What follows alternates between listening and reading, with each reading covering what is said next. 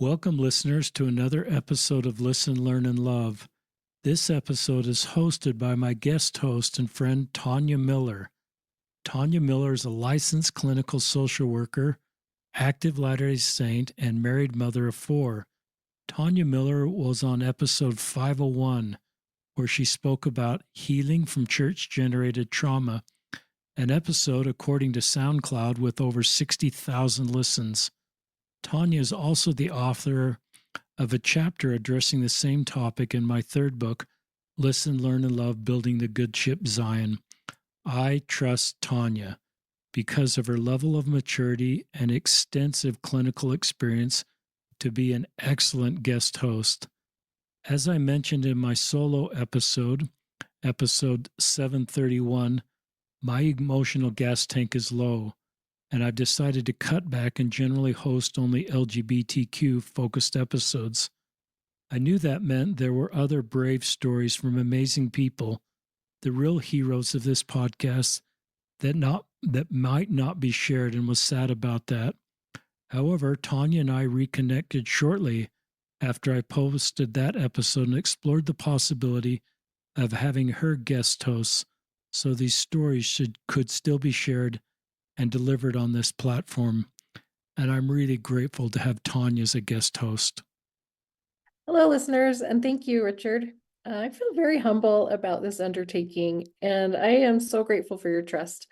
I don't take that lightly, especially the trust that every courageous guest offers when they participate in this process.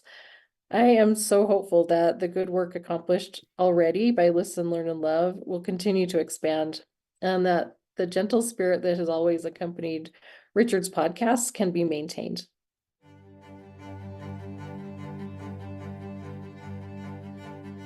Listeners, welcome to this episode of Listen, Learn, and Love.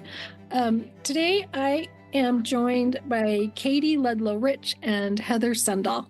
Katie and Heather created a book called 50 Years of Exponent 2, which must have been a massive undertaking and an incredible labor of love. And I am so excited to visit with Katie and Heather today and learn more about their stories.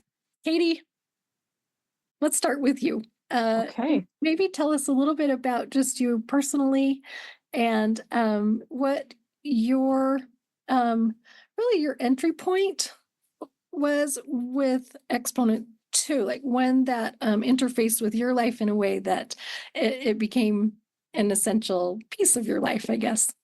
Yeah. So I grew up in Modesto, California, raised in the church, and then came out to BYU.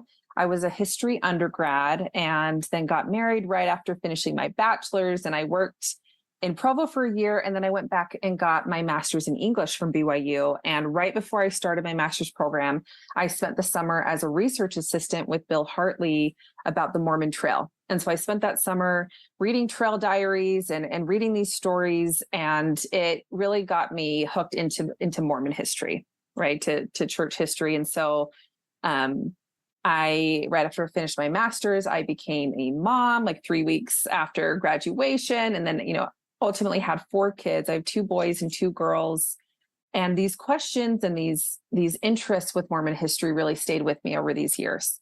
And so several years ago, I decided I wanted to kind of pursue history more professionally and started doing research, and also had started reading a lot of these blogs, right? So back in probably 2008, I started just reading a little bit of the Exponent 2 blog and Feminist Mormon Housewives and these other blogs that were a big deal in the bloggernacle, as we called it. Oh my gosh, and that term, I love that. The bloggernacle. Yeah, the bloggernacle. But I never imagined myself writing for one of them until much later. And so 2021, early that year is when I joined the blog as a regular blogger. And that was also the year that I was really entering this space of Mormon studies. And I went to the Mormon History Association conference for the first time and presented there, and got to meet some of my fellow bloggers in person, like Heather and Caroline Klein and Nancy Ross. And it was great to, these people who I knew through the blog and from the internet, got to start connecting with them in person but I also there saw Claudia Bushman and Richard Bushman. And I was so intimidated. Like there was no chance that I was going to go introduce myself. Like I had nothing to say other than like, hey, I'm a blogger for Exponent. And Claudia, you're the founding editor of Exponent too. And so I didn't go do that. I didn't feel like I could fangirl that hard in person. But it got me thinking about Exponent's history and about the 50-year anniversary that was coming up. And I thought we need to do something, and started kind of having this book project take shape, which ultimately became a history of the organization and a selected works from the 50 years of the quarterly publication and blog. But I couldn't do a project like this by myself. I was new to the organization. I was fairly new to Mormon studies as well. And I needed a partner who had these relationships, had this experience, and had deep connections to be able to make this all possible, and got to know Heather better. And she became the perfect partner for that. Oh, I love that. And I love the trail that you followed. You said, you kind of started by studying this trail, and you just described. Yeah. I love that. Thank you, Katie. Heather, jump in here and tell us a little bit about you and your history with Exponent 2. Yeah. So like Katie, I am also a California girl. I'm Southern California, and also like Katie, went to BYU. I did humanities undergrad and got married, and then decided to do a master's. I did a master's in English and just got really fascinated with stories and narrative and the power of story, and the way how we tell a story shapes how we experience that story. The telling is almost more important than the facts. And so I really started writing, started kind of getting into editing and things like that. And then in 1996, my husband and I moved back to Boston, Massachusetts, for him to start a PhD program. And we had been in Arizona. And Arizona for me was literally and metaphorically a desert. Like I just felt so fish out of water. I tried really hard to make friends, and everybody kind of always looked at me like I had three eyes. Like I just never felt really at home. And then, within a week of being in Boston, just all of these wonderful women were reaching out to me. There was this woman, Judy Dushku, who called me and talked to me on the phone. And then somebody else showed up at my doorstep, and all these people. And it turns out they were all Exponent women.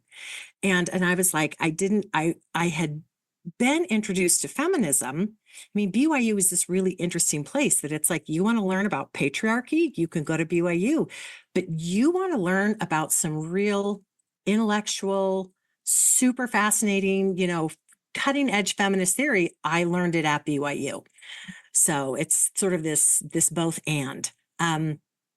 and these women were so interesting and so smart.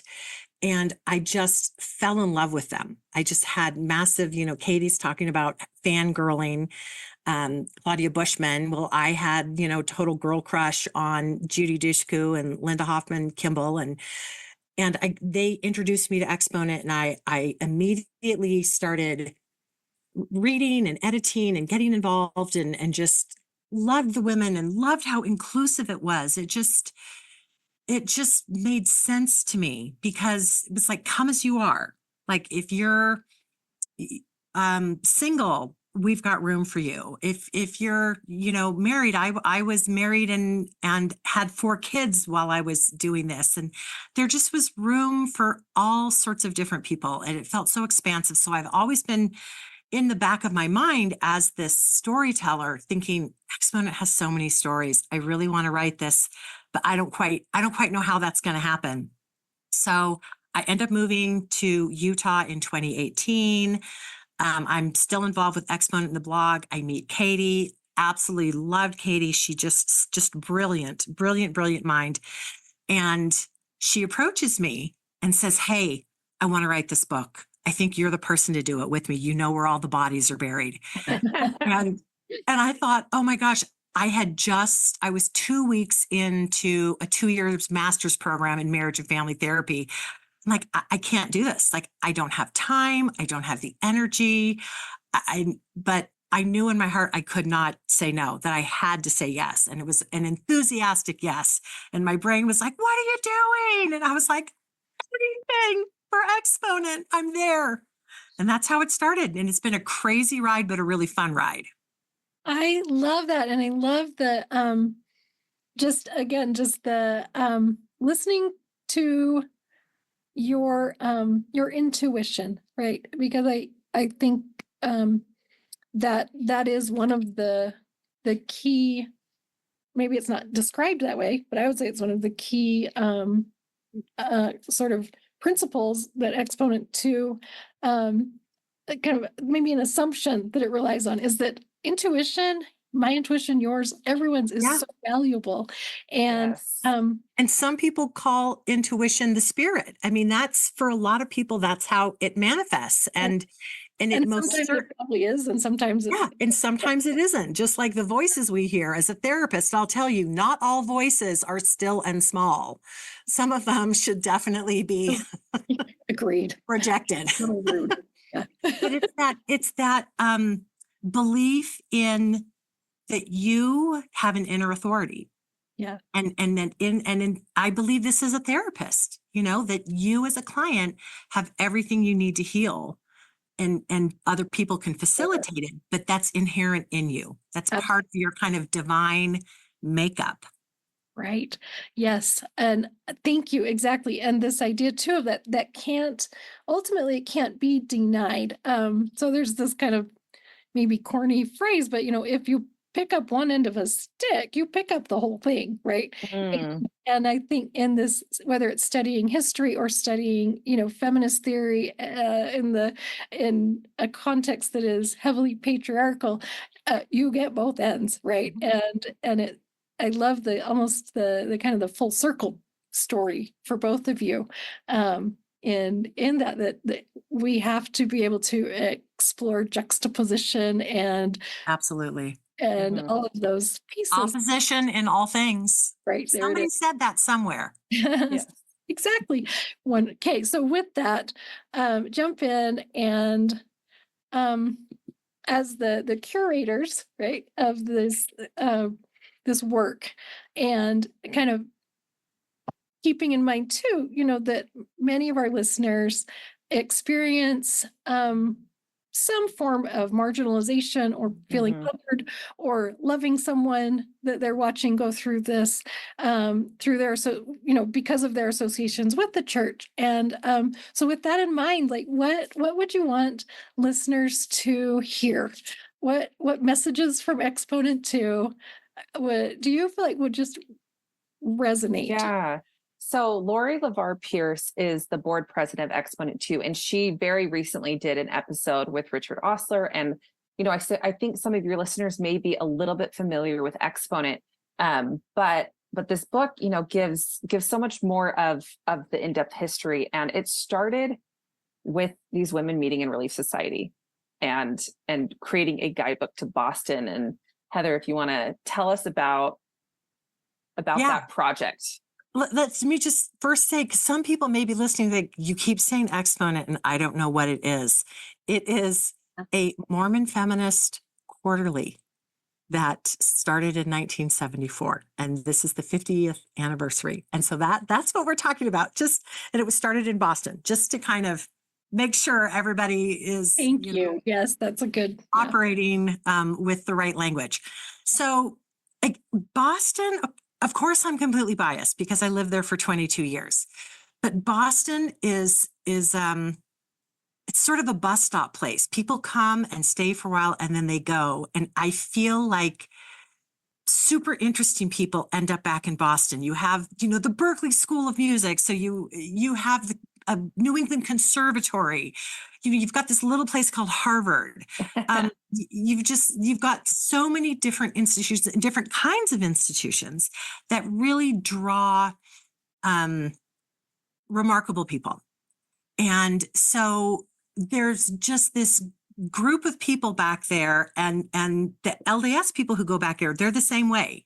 They're just really fascinating people who found themselves in this kind of hub. So in the 60s, in the church, things operated a little differently financially. Organizations were kind of in charge of their own stuff. So the Relief Society, the women's organization, they had to fundraise. And so you had all these bazaars, and you had, just different kinds of fundraisers. People would, cook books and sell them, and all these different ways to earn money. And you even had to pay dues for Relief Society for a while. Like things were really different than they are now. And so in the Cambridge ward, they're trying to come up with like what would be a good fundraiser. And, the bishop of the ward was like, somebody should do a guidebook, because everybody comes back here and they're kind of freaked out a little bit by Boston. It's a little different. I mean, the attitudes are different. The people from Utah come out, they're like, hi, how are you? And the New Englanders are like, why are you talking to me? Like, it's different. You got to kind of give them a minute. And so he said, I wish we had some kind of guidebook. And so the Relief Society, he proposed it in ward council, and the elders quorum was like, why would we do that? That'll never make any money. And so the Relief Society president said, yeah, no, we'll do this. And Laurel Thatcher Ulrich took it on. And this thing was amazing. They called it Beginners Boston. And it was just really basic. Like, if you've never been to Boston before, here are all sorts of places to go. Here's all sorts of things you can do. Here's things for kids. Here's things for adults. Here's things that cost money. Here's things that are free. And it was, and I'm reading from the book right now. So they scraped together enough money to print 1,000, and they just were like, oh my gosh, we're never going to sell these. Well, not only did they sell them, then they ordered a second run of 5,000 copies, and they sold those too. And eventually they sold nearly 23,000 copies. Okay, you can't see me right now, but I'm making that gesture where I'm making money rain. The palm of my hand, and then the other hand, here's the sound. They made so much money. And not just money, but it was power. It was confidence. It was, oh my gosh, we can do amazing things. We can do important things. We have talents. So-and-so is an amazing artist. So-and-so is such a good editor. She's a great writer. She does research. Look at her. And these women just kind of caught on fire. And at this time, the church was also starting to shift away from this model. And so women who were used to taking on these giant projects, it was shifting, and they didn't quite have the same thing. And so they were looking for ways to feel productive, to connect with each other. They loved working together, and they felt like it was like they were magnifying their talents. They were multiplying their talents. They were bringing that bushel, that light out from under the bushel. So Katie, you take it from here with sort of giving a little background, set the scene a little bit for what Boston was like. Yeah. So 1970s Boston is just, the women's movement is booming. It is a hub of the women's movement. It's also a hub of like the civil rights movement and of the anti-Vietnam War movement. There's all of these huge things that are taking place in Boston. And for the women's movement, particularly, like these women are getting all of these different messages. Laurel Thatcher Ulrich gets the feminine mystique handed to her from her ward organist. And she's reading this and she's like, this resonates with me. This gives me language for understanding things. And then you have Judy Dushku, who comes out as a graduate student and then becomes a professor of comparative politics at Suffolk University, which is like 2 blocks from Boston Commons. And she's taking her students after class down to the Commons, and they're hearing all of the different arguments for different protests going on, just getting exposed to so many different ideas. And they want to talk to each other. These women from Relief Society want to talk to each other about their lives as Mormon women and as living through this women's movement. So they start gathering in living rooms, first at Laurel Thatcher Ulrich's living room in 1970, and then they just keep meeting and talking and arguing. They come to feminism from these different points and perspectives. Some are single and working, some are mothers and also graduate students. Like Claudia Bushman had 6 children at this point, and is going to starting to go to get her PhD. And these women have lots of different perspectives and they don't agree about these issues. And they talk about how draining and miserable some of these conversations were. And they wanted to really be able to stay together in community. So they channeled this energy into projects. And so early on, one of their projects, Claudia Bushman pitches to Eugene England, who was editor of Dialogue, a Journal of Mormon Thought, that they could take on doing a women's issue. And he says, yes, go for it.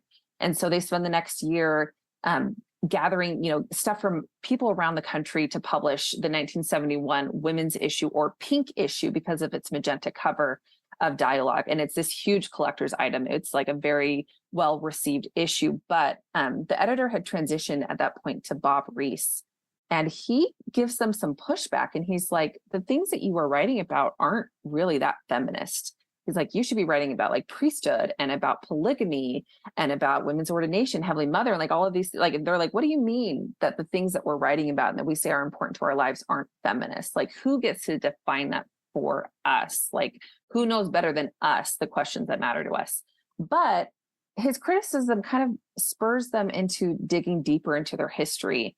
They get invited to teach an institute course for the Cambridge Institute, and about Mormon women's history, and they start doing lots of research. And Susan Kohler goes to Harvard's Widener Library, and there she finds these large bound volumes of the original Woman's Exponent. And so that was a Utah-based periodical that went from 1872 to 1914. And it included lots of different kinds of writing, but it included lots of suffragist arguments, part of this national suffrage movement, arguments for women's rights in Utah and nationally, along with articles about what church leaders were saying at different meetings. Like it's women's rights and advocacy alongside faith, side by side. And they are just blown away by this legacy of some of their direct ancestors and some of their spiritual ancestors who were writing about these things. And it inspires lots of projects, including they started these Exponent Day dinners where once a year they would bring out a really interesting speaker, like a historian like Jill Mulvey-Durr or Maureen Ursenbach Beecher, Lavina Fielding Anderson, or a judge like Christine Durham. And they would have some kind of informal events where they would talk with each other, and then this more formal dinner where they would speak and hear from these interesting speakers. And then in 1974, they decide to start a newspaper, and that becomes Exponent 2.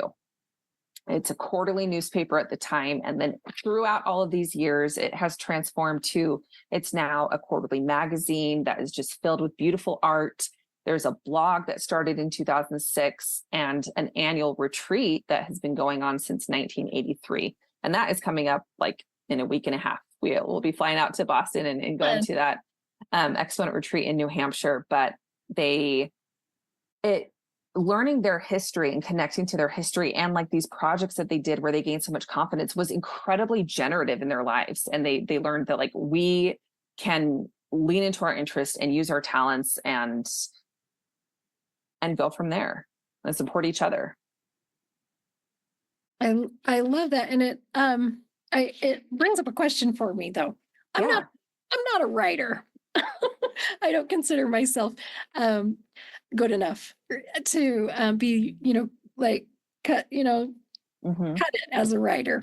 And you mentioned that you just felt so intimidated, Katie, in this this fangirl thing, right? And so I think it would be, and my assumption is that the aim of Exponent 2, and this is where I just want you to maybe speak to this, is not to sort of gather the elite, right? The elite, No. the super, this sort of, kind of, you have to be the certain level of it. Rather, it is to bring in all voices, be so inclusive, and to create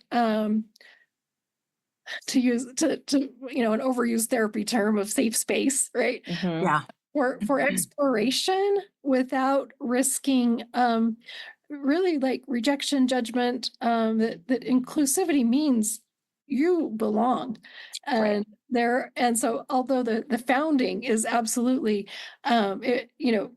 grounded, and I think I love how you point out, that Boston was probably like, it was so essential that its beginnings were there because of the cultural um just experiences that anyone there in the 70s, it would have been hard to avoid, right? And that it Yeah. embraced, and that there wasn't a fear around them. I'm picking up both ends of the stick, right? That kind of Yeah. idea. Yeah. But Yeah. moving forward, the idea was all voices, all I mean, experiences. even from the beginning, like a lot of these women had no they're like they'd never published a newspaper, Ah, and it was like, good. okay, you're gonna learn how to Yeah. figure out how we mail this sucker. Hmm. You go to the post office and figure that out. And Exponent has very much carried that forward. One of the things that I reflected on um 10 years ago when it was Exponent's 40th was that when people talk about Exponent, there's always lots of talk about discovery. So we talk about the women discovering the woman's exponent in the Widener Library. And you then have other people talking about the first time they found the exponent, that they discovered exponent. And it was like, me going back there, discovering exponent, be like, oh my gosh, here's my home. It's been here the whole time. I didn't know that I'm actually, a Bostonian. This is where I belong.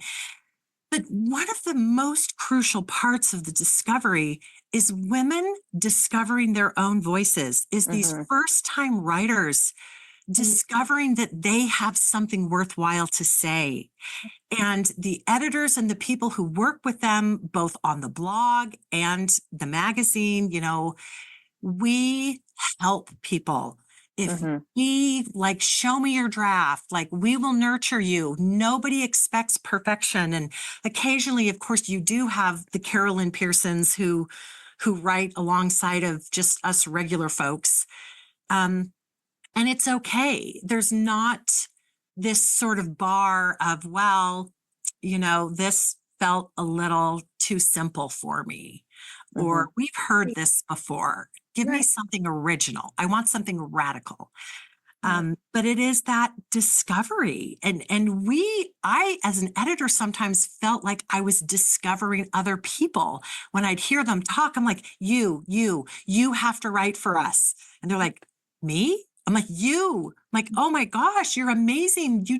That sentence you said was so beautiful, or that idea.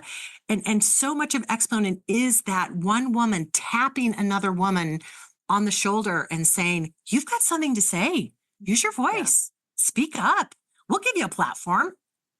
I love that. It's almost as though you're describing that it becomes safe to be seen. One woman sees another woman and says, "Oh, I see something in you that maybe you're not, maybe you don't see."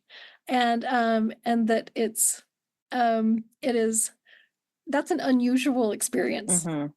I And I think think you brought up a great point when you said that you aren't a writer, don't see yourself as a writer. Is there were a lot of people who were hardcore volunteers for Exponent who were not writers. Yeah. But they did those Exponent Day dinners, and they were good organizers of events, or they were good cooks, Yeah. or they were willing, whether they consider themselves good or not of this, willing to fold the newspaper and put the mailing label on and take it to the post office. They could do all kinds of different kinds of activities, organize the retreats, speak at the retreat, even if they weren't a writer. Like they did lots of events where they just got together to talk to each other. And those were Exponent women as well, not only the fancier writers or editors.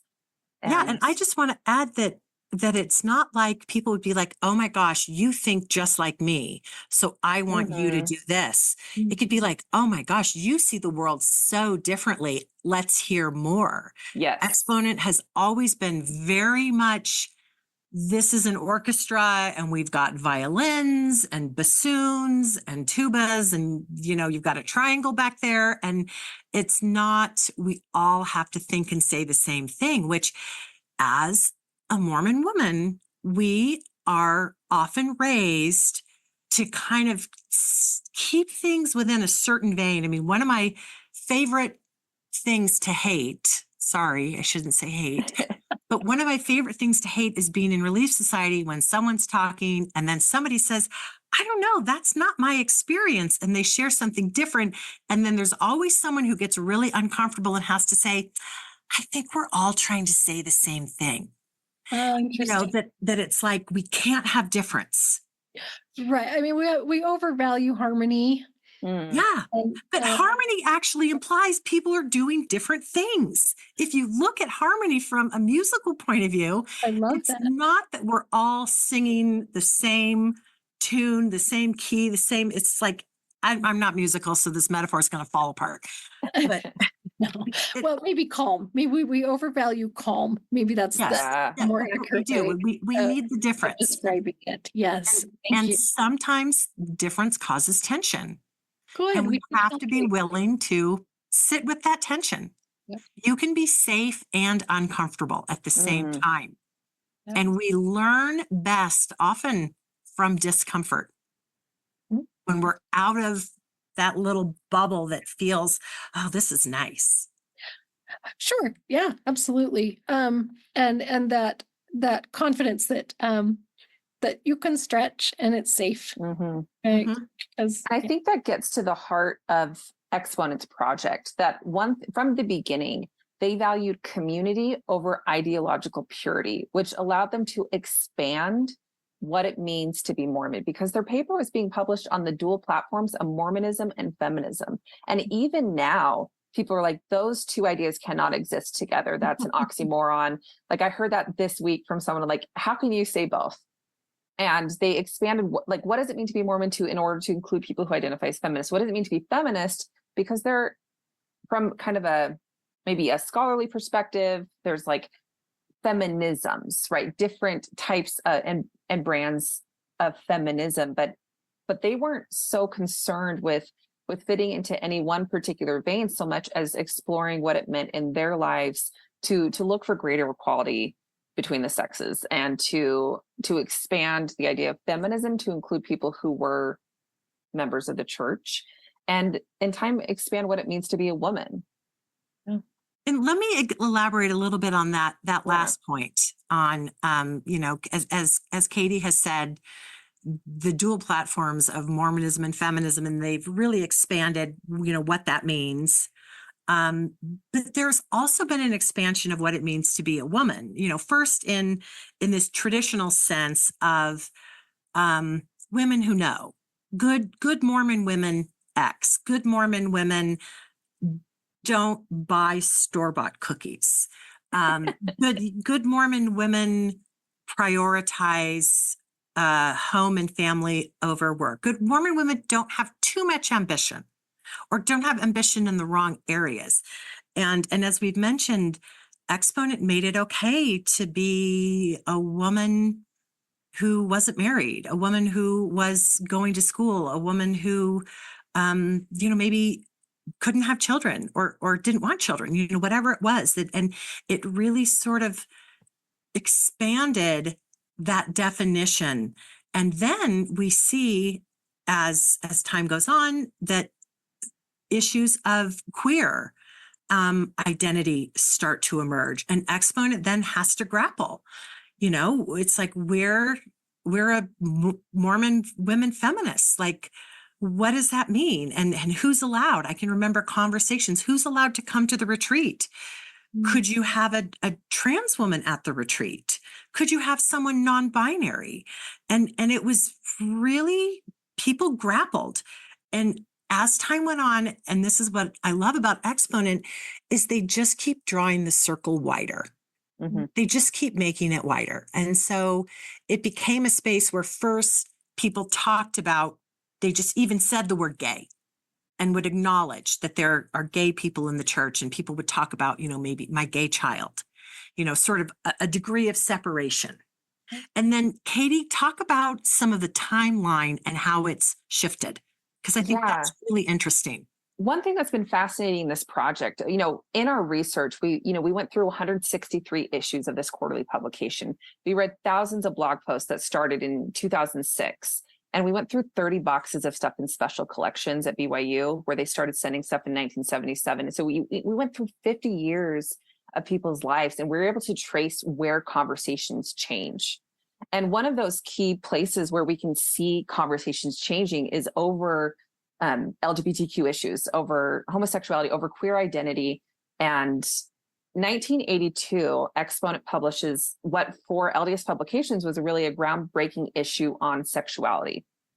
And, it talks about lots of different things about maybe mismatched sex drive, sex within marriage, sexless marriages, and, lots of different issues related to, purity culture and different messages that LDS women were experiencing. But they didn't talk about homosexuality. And Affirmation, a representative from Affirmation, wrote to Exponent and called them out, and they published that letter in the next issue. Like, you had a missed opportunity to talk about homosexuality, and you didn't. And so they acknowledged that lack by publishing that letter. But it was still, a few more years before they got more direct. And in a long-running column was called Sisters Speak, and it was run by Judy Dushku for about 3 decades. And what it did was Judy would pose a question in one issue, and then people would write in with their responses, and then she would compile them and publish them in the next issue. And it talked about lots of different kinds of hard-hitting questions that people grappled with, like, what is your experience if your husband is a bishop? And people had lots of different responses. Or what if a family member comes home early from a mission? And, they would talk about lots of things particular to their lives. But in fall 1986, Judy uses Sister Speak to kind of open up the conversation about homosexuality. Carolyn Pearson, this beloved writer and poet who had been an early contributor to the paper, had published her groundbreaking memoir, Goodbye, I Love You, about her experience of her ex-husband who was gay and contracted AIDS, and then comes back and she cares for him through his end of life. And that, they knew, they loved Carolyn, and everyone was talking about this book. And Judy's like, okay, we now need to talk about homosexuality. And so in Sisters Speak, they start that. And Ina Mae Murray was a member of Affirmation and had done a lot of work, because even within Affirmation for gay and lesbian Mormons, they've changed the name since then, but they still didn't have a lot of space for lesbians at the time. And that was one of her efforts. Was it's always all about the men. Sorry. The gay men. I mean, when the church talked about homosexuality, for many, many years, it was only talking about gay men, right? And so she was really wanting to open more room to discuss lesbians and their experience. And she writes into the paper, and I love what she says at the end of her piece there, and we included it in the book. She says, "It is a great struggle to be called sinners when what we want is to love and be loved, to have our love out in the open, to have acceptance from our families, friends, and yes, from the church. Maybe by telling someone our stories, by sharing our lives with you, our friends, all of us can come to a better understanding and can begin to really be brothers and sisters in the gospel." Yeah. And she just has this yearning, and it's several years later, so not until 1996, that Exponent has a full issue dedicated to homosexuality. But they do, and Judy Dushku, again, she writes the editorial for that, about embracing all of our brothers and sisters, and she is really encouraging people to think about the harms of homophobia in church, from the pulpit, in our classrooms, in our comments, in our jokes, and how it hurts gay individuals and their family members who are there, but it hurts the church as a whole. And that the church at the time, they had a lot of TV spots of like advertisements about like families and about time kind of thing. And she's like, people forget all about those heartwarming TV spots when they see anti-LGBTQ advocacy happening in the name of the church and by church members. And she's calling people to, be more loving. And that issue has lots of different perspectives. And so there are pieces from people who have gay family members, but then also lesbians writing about their own experience. people in mixed faith marriages. And then Emma Lou Thane, who was a beloved writer and poet as well, and longtime columnist with Exponent, she has this incredible piece, The Paintings, the Painter, and the Poet, about her really meaningful friendship with a painter named Paul Finney, who went on to die of AIDS, and their correspondence and the importance of his work in her life, and became a real shift in the conversation. And I'll kind of, Heather, how do you think the blog changed the conversation? Because, we see kind of how it happened in the paper, but then the internet kind of changes the conversations altogether. That was actually, can I ask, just like insert a question? Because that was something that was actually, my brain was going there in terms of like, when it comes to who is consuming this, right? This information, and it would have been much more complicated to maybe reach as many audiences as it would help when we're dealing with, it had to be a physical copy of something. Yes. And this is all happening. We think the 70s backdrop of, ERA, and then we got the AIDS epidemic, and we've got, politically, we all know that politically LDS people are historically more conservative. And so with the political backdrop and the perspectives that probably accompanied those historical times that I look back and I'm like, really? It was the best we could do, but it was apparently, right? And so the limited distribution, and then the internet happens, right? Like I graduated from college before there was internet, and that blows people's minds. I know. Like, how? What did I even learn? And so I'm so excited that you're going to bridge into this, because it probably changed. It was a major game. It was a big change. Yeah. Okay. The blog started in January of 2006, and it became a place for a lot more queer advocacy. The people who started the blog were generationally younger than most of the magazine paper staff. And so these were people, some of whom had queer siblings, had queer family members, or they themselves were queer, and they were just like, we're done not talking about this. We're done whispering. Like, we're not going to be ashamed anymore. And they just with bravery and with boldness went forward. Bloggers like Caroline Klein, she in California wrote about Prop 8 and her struggles. Jana Remy, who is also another founder of the blog, she wrote the radical. Oh, sorry, my cat just jumped onto my keyboard. The Radical Mormon Feminist Manifesto. Manifesto. And Katie, read her quote, what she says. Oh, I don't have a quote pulled up right in front of me. It is in our book, but what she calls for, she has these points that call for full inclusion of queer LDS siblings. And I believe it's a 2007 piece that she does. And so we go from like cracking open the conversation to having these bloggers from Southern California, where the blog was kind of founded. We have these, people in Boston who are producing the paper still, but then these bloggers who are really all over, but the founders in Southern California. And they are in this context where they're like, we can't walk a tender line here. Like we need full inclusion. And that's what they start kind of advocating for. And this generational shift, it's no longer just wanting to hear stories, but also wanting change for full inclusion. Yes. And not just having someone else tell your story, but letting people share their experience. Because again, just like Mormon feminists aren't a monolith, queer Mormons aren't a monolith. There are as many different flavors of that as there are individuals. And with the magazine, one of the beautiful things about the magazine is that it's curated, it's well thought out. There's this whole process. You have themes, but that can make it so that it's harder to get your piece in there if it's not sort of fitting with stuff, or if it's not the right length. There's all of these things. But with the blog, it's fine. It's fine. You can put something up. People, you ask them to write you a blog piece the next day, it's up there. There's not they're not like, oh, I can't take this project on. And so we ended up with just, again, letting people speak for themselves instead of us saying, here's what it means to be a Mormon lesbian. And this is what these struggles are. It's like one person could say, this is it.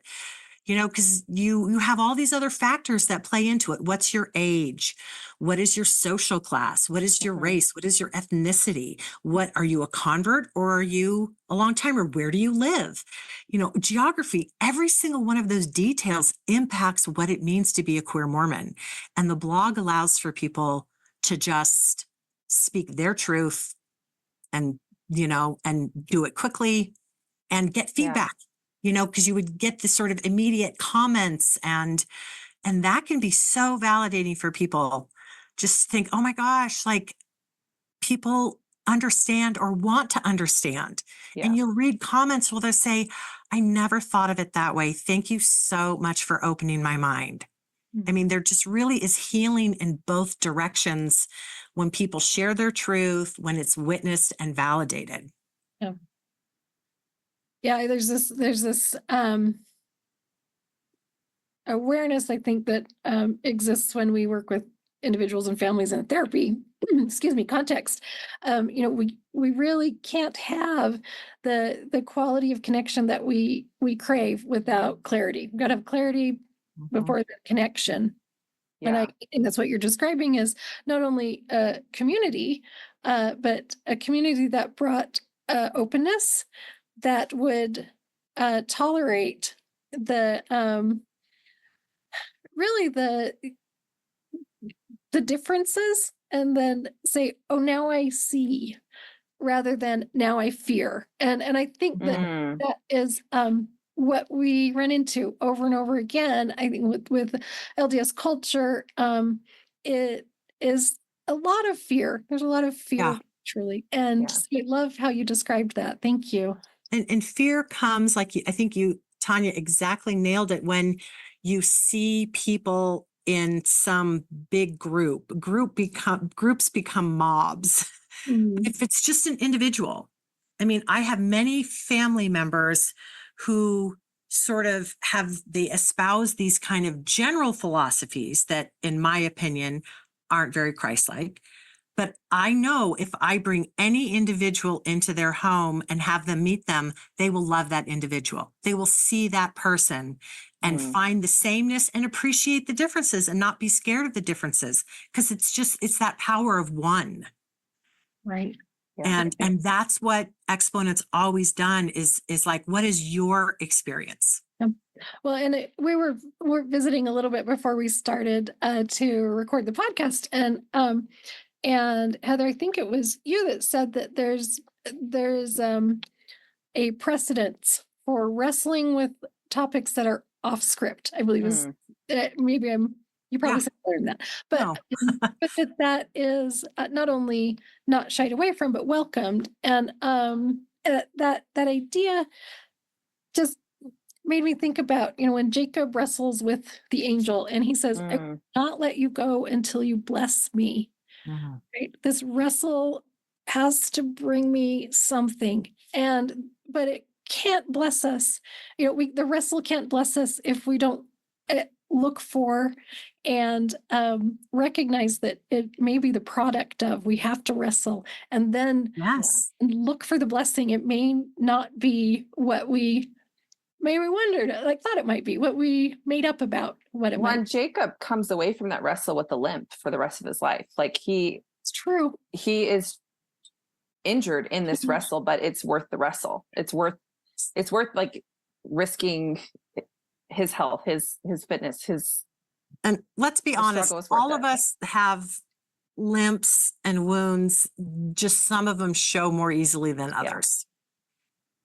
Thank you. That is true. So, but I totally agree with what you're saying. It's like what I was saying earlier, that it's the discomfort. Jacob wasn't unsafe, but he was uncomfortable and in pain in that wrestle. Yeah. And that's where we learn and grow, for better or worse. So talk about the script and what being off script it might imply, or where the, what is that, and what topics are off script? Would you say? I mean, what comes up for each of you, and maybe talk about how Exponent helped each of you in your own times of need for extra support or space. Yeah. I mean, for being off script, in some ways, it's easiest for me to think of what is on script. Yeah. No, I think Katie and I both, in some ways, started out very on script. We went to BYU, we got married, we got further education, but we supported our spouses in their, endeavors to provide, and had 4 children. Just check, Yep. check, and Yeah. I can remember struggling with some infertility, and then later miscarriages, and it really rocking me and feeling like, what is wrong? What is wrong with me? And what if I can never have children? Like, what will that mean for my life? My whole life had revolved around that conception of literally conception of being a mom, and being a wife and a mom. Yeah. And having to figure those things out. And one of the things that I wrote, a blog post in Exponent, I wrote about having a miscarriage at 17 weeks and having my doctor tell me, Heather, we are Brigham and Women. We are the premier women's hospital. But I'm telling you, the clinic in Newton or Wellesley it was, I can't remember, they will do a better job and you will heal faster if you go to this clinic. And so as a 30-something Mormon mom, in the Relief Society presidency, I went to an abortion clinic. And I thought my head would explode. I really thought my head would explode. And writing about it, I mean, I wasn't ashamed, but there was just, I had somebody yell at me and call me a baby killer. I mean, the whole thing was really traumatic. And I thought, there's no way I'm the only person who's ever gone through this. Mm-hmm. But I may be one of the few people who is willing to go public. So I have a big mouth. So I did. I put that out there on the blog, and it still, people reach out to me because of it, more than a decade later. People who are like, that happened to me, or that happened to my sister, or I wish I would have had that. I had this horrible experience because the people didn't know what they were doing. And that's an instance of me being very much off script. Good LDS women do not go to abortion clinics. Mm-hmm. And this venue gave me a place to talk about it, work through it, and to feel like I was actually maybe blessing other people's lives with my own vulnerability. Yeah. So Miss Magazine started around the same time as Exponent too. And Gloria Steinem was the founding editor of that. And it was just this huge national platform it was feminist magazine. And it was talking about abortion and reproductive justice and reproductive rights from the beginning. And it was, having dozens and dozens of people sign their name onto articles saying, I have had an abortion. But that is a topic that is hard for Latter-day Saint women to talk about. And that is not the kind of thing that Exponent was publishing about in 1974. It wasn't until 1990 that it had its first issue dedicated to abortion. And what it did, Judy Dushu talked about talking at an Exponent retreat to a group of women about abortion. And they couldn't talk about it until she's like, okay, like what I want to hear is about your own experiences making hard decisions for your life and to continue or discontinue a pregnancy. Talk from your experience. And then they could talk about their experiences with pregnancy and pregnancy loss and infertility or the need to get an abortion, or family members or loved ones who had experienced these things. And from experience, they could talk to each other beyond politics. and beyond whatever the statements in the general handbook were at the time, which, were more permissive in some ways than some other religious traditions, but also talked about abortion as the greatest evil. And when you can talk about your actual experiences making hard decisions, that's when you get to like talk about how you learn to trust in the Lord and in your own revelation and in what you need to make it through. I love that. Keep going. Yeah.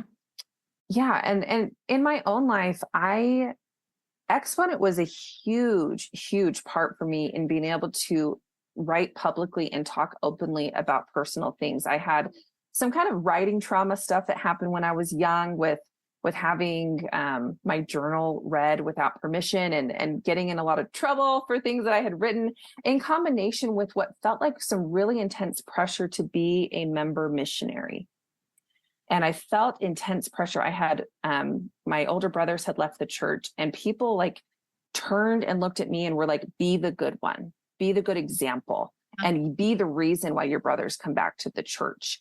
And these kind of two things made me feel like I was underwater. I couldn't talk. I was very afraid to speak publicly. And the first thing that I submitted to Exponent was a guest post in 2020 about it. For 3 years in a row, I wrote these kind of open letters about wanting more women to speak in general conference. And that was scary for me, but it was just on my private Facebook page. And I got a ton of pushback from friends and family members that I should not be questioning these things. I should not be talking about these things. And I've had quite a few people come back and apologize in the years since 2017 or so when I wrote the first one. But people were a lot of people were really unkind to me about even talking about it on my Facebook page. But then I got a letter back after the letter I wrote in 2019 from a secretary to the first presidency, listing reasons that why they didn't have more women speak. And I viewed these as being reasons that were self-imposed problems, that were barriers that could be removed, that did not have to be the case. And I wrote about that, kind of a response to that letter and those reasons for Exponent. And I could not sleep at night when it was going to go live the next day. I was terrified of what it meant to be able to speak publicly about these kinds of concerns. And then what happened, it went live and people said, thank you so much for sharing that. Yeah. Thank you for sharing your thoughts, your experience. I've thought these things too. I've experienced similar things as you. And it was such a blessing that it did not go viral. And I just got like this small circle of Exponent women and gender minority, like people coming in and just supporting me. Yeah. And I was like, I can survive talking publicly about issues. I can have my voice back and kind of come out from underwater. And, then I wrote more guest posts and then I am now a writer and independent scholar, I suppose. Like I have gained my voice through that blog post. I love what that. came since then. Yeah, thank you for bringing that idea forward in such a beautiful way. That the loss of our voice, that's a violent experience. That's traumatic. How, in whatever fashion that may, come about for any person, and the restoration of our voice, if it has been suppressed, which I think that culturally, that is, we know that mainstream Mormonism often does, I think very unwittingly, dampen women's voices at least, right? And then depending on our lived experiences individually, to varying degrees, that, they may become amplified naturally, or they may, really go underground like you're describing. And that restoration of voice, that is so beautiful and so risky. And that is what this podcast is about, really. And so I love how you just described the anxiety and the process behind it and the loving community that embraced you, and Yeah. then there was no silencing you from there, right? I love No, that. I'm just thinking, okay, Katie, you have to write an essay. And the imagery of you being underwater, like my brain is like, I want this story out there. I want you to, anyhow. So that's me. That's my brain. Yeah.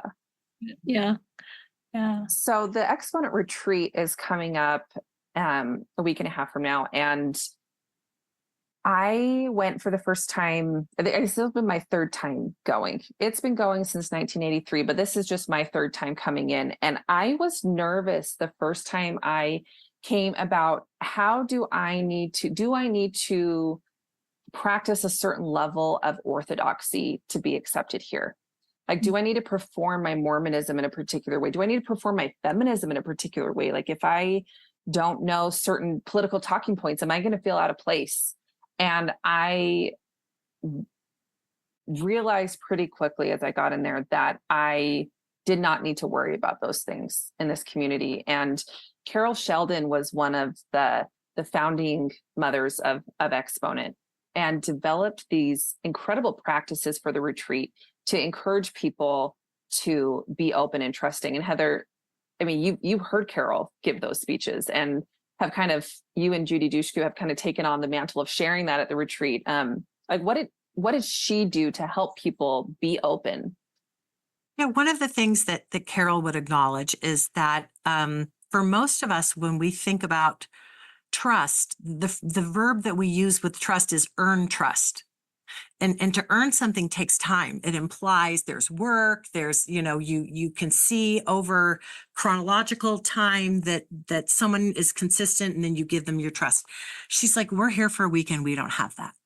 So I'm going to ask each one of you to see trust as a gift that you can give to these women around you. And then she said at the same time, and every one of you, you need to honor that gift that is given to you of trust, and you need to be a worthy recipient of that. So basically what happens at retreat stays at retreat. Much more eloquent than that. And it set this tone where people were really willing to be more vulnerable than they were inclined to be. Mm-hmm. And everyone can share whatever level they're comfortable. Nobody expects you to like bear it all, but there's a level of willingness to hand your precious experience and put it out there like as an offering on sort of this altar, and know that it's going to be received with compassion and curiosity and love. And it's just almost magical, the bonds and the connection that happen in this really short time, especially as adults. When we're kids, you go to sleepaway camp or girls camp or these kind of things, and you can form these really deep, intense friendships so quickly. And then you grow up, and it's so much harder to do that because you're so busy. You're like, I'd love to go see so-and-so, but my baby's asleep. Or I want to, go to this conference, but I'm working. And, all of this stuff. And at the retreat, it's just amazing how you can fast track connection and closeness because people are willing to gift their trust. I like that. There's this concept that we also use, this, Heather, as therapists, where I don't ask anyone to trust me straight out of the gate ever. That's not a thing. But I have such belief in the process, so we can invite people to trust a process, and that can often be just so safe. And I think that's what you're describing is, trust a process, and see where it takes you. Bring that curiosity and compassion, not only for everybody else but for yourself. Yes. Right? And I think that almost a grace for grace kind of thing, right? Facilitates what you're describing. I love that. Yeah. So how do we get that beyond the retreat? How do we facilitate in our own spaces, the kind of inclusive, welcoming, open, generous, all these beautiful words are coming to mind that describe what you have been. So Exponent has, has a quarterly magazine that at this point, so in 2010, it came out in full color. A shift from this, cheap newsprint that we started with in the 70s that is now a really beautiful art-filled magazine that has so many different expressions of each theme that they touch on, where an essay or a poem can be paired with art, because we have people in our community who are not writers but can express things visually in a way, and now we can pair these stories together. And I think it's still a really beautiful place for people to go and be able to sit with someone's story. I love the blog. I'm a blogger. Heather's also a blogger. And I think the blog does really important work where it can quickly respond to issues as they arise. And we can have guest posts from so many different people. We can put so much on the blog, and that is really an important space and way to do that. And, we welcome guest posts, but to subscribe to the quarterly magazine, you can sit with someone's stories without worrying about the comment section. And you can sit with the art and the visuals, and you can kind of have an experience of gaining empathy and understanding from listening to someone's stories that way. Yeah, I love that. Again, that inner transformation as we any kind of meditative process, right? That I love that. Thank you. Yeah. And I think in my religious practice, it's something that I try to take in. So if I am teaching a young women's lesson, I will be a little bit vulnerable. I'll share something with the girls that they probably didn't expect me to share. I'm not going to reveal anything totally whatever, but just a little bit of vulnerability, and people put their phones down, they stop fidgeting, and then they listen a little more. And then I find over time that the girls are more willing to share and be vulnerable. And then I and the other leaders, we make sure that we are good recipients and good stewards of their sharing, making sure. And it creates these little safe pockets where the girls may be very different from each other. They may never sit next to each other for lunch in middle school, but they come to this room and there is a feeling of safety and there's a feeling of connection. And it's hard, but you can do it in Sunday school. You can do it in your book group. You can do it with your friends as you walk, with people at work. But there are ways, but it starts with, you've got to be a little vulnerable. You've got to put yourself a little bit out there and model for people. You can share something and it doesn't mean you're weak. It actually means you're strong. And then other people are drawn to it. People are drawn to vulnerability. They're drawn to that kind of honesty and authenticity. Yeah. Thank you. The concept too that keeps showing up for me is it was difficult to actually kind of name what the script is, and I think what that leads me to be curious about is have we invented it? Is it all assumptions? And what both of you described in terms of the ways that you found connection and that you've had it described to you by others and that you've experienced it, not just with Exponent 2, but in these other pockets. I love that, these pockets. It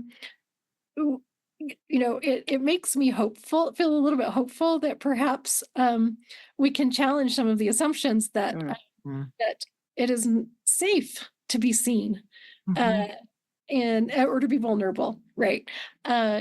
In church, mainstream church culture, because I think we've made a lot up. It's kind of invented, and that fear again. I think it hinders the connection, and I love it. You both described so beautifully, and that Exponent 2 has been a foundational experience. In your being able to realize this for yourselves, that if we try and if we're intentional, maybe we can start to shift expectations, assumptions into healthier places, so that there's maybe not not as much resistance and maybe just that we can't name the script. We all make it up for ourselves. Yeah. And even people who appear to us to be perfectly central casting on the script, they all have their struggles. Everybody does stuff. Everybody's wrestling with something. Yeah. Mhm. Yeah. And that's not to say, boy, we're all a mess. It's like, oh no, we Oh. that's how we can connect. Right? Christ, resurrected Christ didn't flex his muscles. He showed his wounds, Mhm. and that it was the way to connect and recognize it is through the hard things.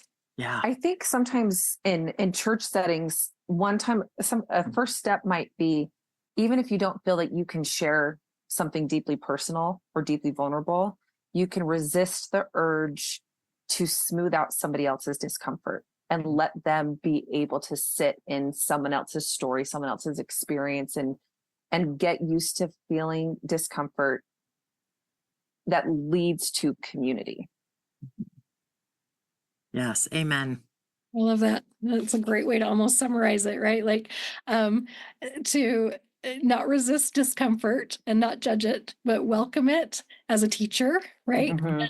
As a bridge, perhaps, to a happier, safer, more uh I think more really we're a place where we can show up in a more Christ-like way Mhm. than we're accustomed to being sure that having confidence to do in some settings. Yes. Yeah, All right, well said. let's wrap up. Each of you, first of all, thank you both for taking time to do this and for all of the work. Really, such a labor of love and a gift to everyone for creating the book. It's called 50 Years of Exponent 2. And maybe each of you could maybe tell me one of just your favorite experiences or entries or something, just little, like one of those little moments for you, or whatever it is that you would say to capture. So my final words are going to be the words of Lavina Fielding Anderson, who we have one of her essays in here, and it's called On Being Happy, an exercise in spiritual autobiography. So she's talking about happiness and spirituality, and her final 3 sentences are just so profound. She says, I feel we may have circumscribed our limits too narrowly. Our birthright is joy, not weariness, courage, not caution, and faith, not fear. By covenant and consecration, may we claim it. And I just love that, because I feel like it captures this faith, not fear, and just the joy that's out there, and sort of these both ends of the stick. Love that. Thank you, Heather. And Katie?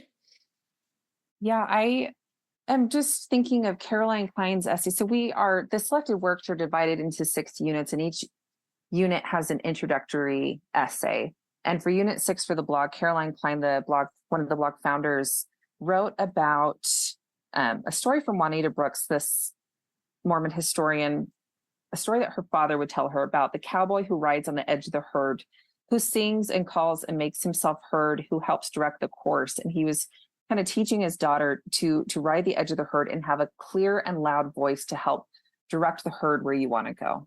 And I think it's such a great metaphor for how Exponent has functioned, as trying to have a clear and loud voice and help people gain their own voices and try and help move us in a more loving and inclusive direction. And, that's something I think about when I want to shoot my mouth off online a little bit and think, like, what's the direction that these words are going to lead? And is it the direction that I want to go and that I want to encourage others to go, and be mindful of that? And I think Caroline really says it well about speaking with intention. I love that, and it brought to mind something one of you had said earlier. I'm sorry, I can't remember which if you said it, but this idea of that, the circle gets wider and wider instead of more and more compact, and the idea of, we can minister in the margins, and it's this idea of being at the edge of the herd of a very big circle, bigger and bigger. I love that. Thank you. That's I don't know anything about herding cattle, but that is a fun image that I made up in my head, right? Yeah. So again, thank you so much to each of you. The book is now available. Amazon. You'll give us links, right? So thank you, Richard. Listeners, Richard will post links for any of the materials that were described in the podcast, and then if you have any other questions or anything, we can provide some kind of contact information as well, and we will wrap up this episode. Thank you for joining us. Thank you so much for this conversation. It's been lovely. Thank you. Thank you both. And thank you, listeners, for joining us for this episode of Listen, Learn, and Love.